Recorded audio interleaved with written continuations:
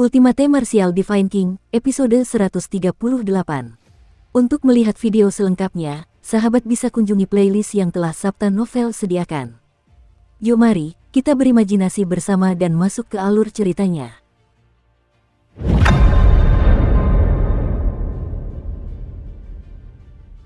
Dengan mengintegrasikan kesadaran seseorang ke dalam lonceng roh ilusi, seseorang akan dapat merasakan lonceng raksasa kuno dan menggunakan kekuatannya sendiri untuk menyalakan rune pada lonceng raksasa tersebut. Hal ini akan memungkinkan seseorang untuk mendapatkan kekuatan di dalam lonceng roh ilusi. Makin banyak rune yang menyala, makin besar kekuatan yang diperoleh seseorang. Demikian pula, gambaran ilusi lonceng emas akan menjadi lebih padat dan jelas. Jadi begitulah adanya. Dengan kata lain, kita dapat menentukan siapa yang menyalakan rune paling banyak berdasarkan tingkat pemadatan bayangan ilusi lonceng emas. Kamu bisa memikirkannya seperti itu. Kerumunan di bawah panggung secara kasar memahami proses pengoperasian lonceng roh ilusi dari orang-orang yang telah terbangun satu demi satu. Kemudian, mata semua orang tertuju pada gambar ilusi lonceng emas yang diciptakan oleh Luo Mengxiang, Wei Qingfan, Shen Yunxi, dan para jenius terkenal lainnya. Gambaran ilusi paling nyata dari lonceng emas adalah Luo Mengxiang dari Huangwu, Wei Qingfan dari Difeng, Shen Yunxi dari Lingqi, kemudian Bai Yuyue dari Heavenly Star, Long Xuanxuang dari Haoyue, serta Lei Zhen dan Lei Li dari Saint Bell City. Jenius memang jenius, seru penonton di bawah panggung diam-diam. Tidak peduli kapanpun, para jenius dengan bakat tinggi akan selalu begitu memukau. Seiring berjalannya waktu, gambaran ilusi lonceng emas yang diciptakan para jenius itu semakin nyata, dan pola cahaya keperakan pada dinding lonceng pun terlihat jelas. Namun, gambaran ilusi lonceng emas di atas kepala semakin banyak orang meledak. Jumlah orang yang berada di atas panggung makin berkurang, tetapi makin lama, makin bersemangat pula orang-orang yang turun dari panggung. Alasannya jelas, mereka pasti sudah mendapatkan banyak keuntungan. Di sisi prefektur Tensei, Zhou Lu, Li Huiye, He Qingyuan, Bian Hong, dan Liu Yue sudah turun dari panggung. Li kecil, apa yang kamu dapatkan? Tanya Zhou Lu penasaran. Bibir Li Huiye melengkung membentuk senyum bangga saat ia menjawab dengan misterius. Hehe, itu rahasia. Cek, rahasia banget. Tolong kasih tahu aku ya. Kalau begitu mohonlah padaku. Mohon padaku, maka aku akan memberitahumu. Enya. Instruktur Zuomo memandang para siswa yang gembira dan tidak dapat menahan senyum tipis di wajahnya. Saat ini, prefektur Tensei juga memiliki Bai Yuyue, Chu Hen, dan Mu Feng. Di antara mereka, Bai Yuyue bisa dibilang jauh lebih unggul daripada dua lainnya. Hantu lonceng emas yang ia bentuk sangat mirip dengan benda nyata. Hantu itu sama sekali tidak lebih lemah dari para jenius mengerikan lainnya dari rumah bela diri.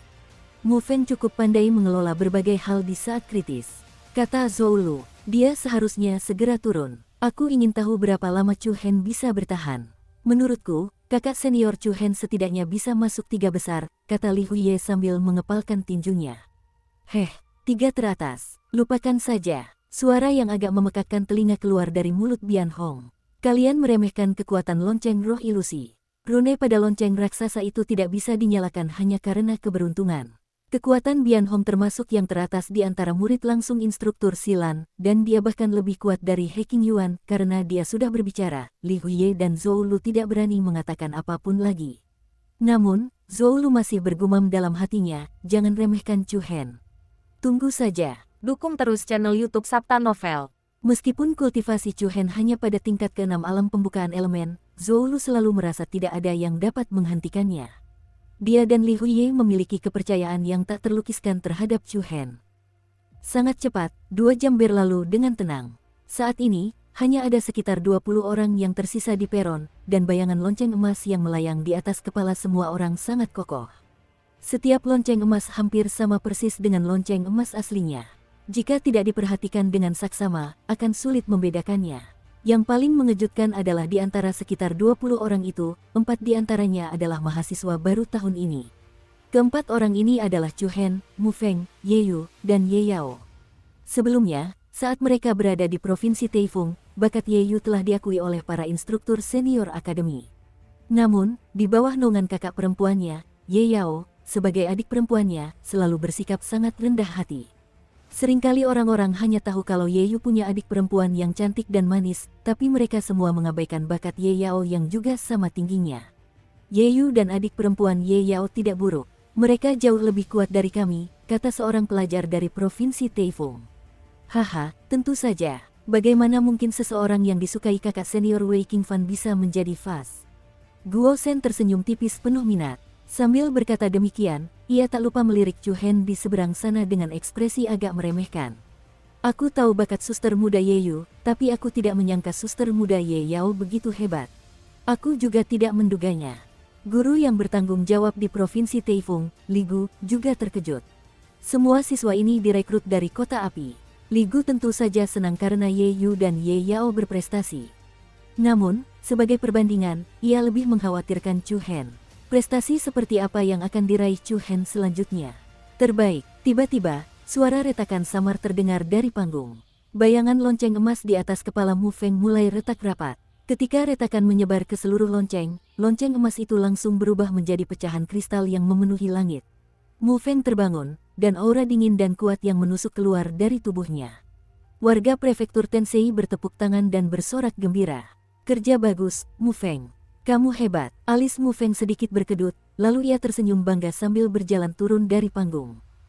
Berdengung, hampir bersamaan, bayangan lonceng emas di atas Ye Yu juga retak menjadi retakan padat yang tak terhitung jumlahnya.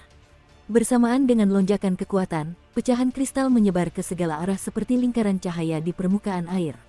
Masyarakat Provinsi Taifung bertepuk tangan dan bersorak serempak. Pada saat ini, penampilan semua orang di atas panggung cukup membuat orang merasa iri dan kagum. Selamat, adik muda Ye Yu. Haha, kamu sungguh luar biasa. Cantik sekali. Mendengarkan sorak-sorai di bawah panggung dan melihat situasi di sekelilingnya, wajah Ye Yu menunjukkan sedikit kebanggaan. Saat dia menatap Ye Yao, yang masih dalam kondisi persepsi, secercah kejutan melintas di mata Ye Yu. Dia tidak menyangka Ye Yao akan bertahan lebih lama darinya. Tentu saja semua orang mengerti. Bukan berarti siapapun yang bertahan lebih lama akan mendapatkan hasil yang lebih baik. Hal ini terutama bergantung pada siapa yang menyalakan lebih banyak rune dan bayangan ilusi lonceng emas siapa yang lebih kuat. Kemungkinan besar kecepatan Ye Yao dalam menyalakan rune lebih lambat, itulah sebabnya dia belum bangun.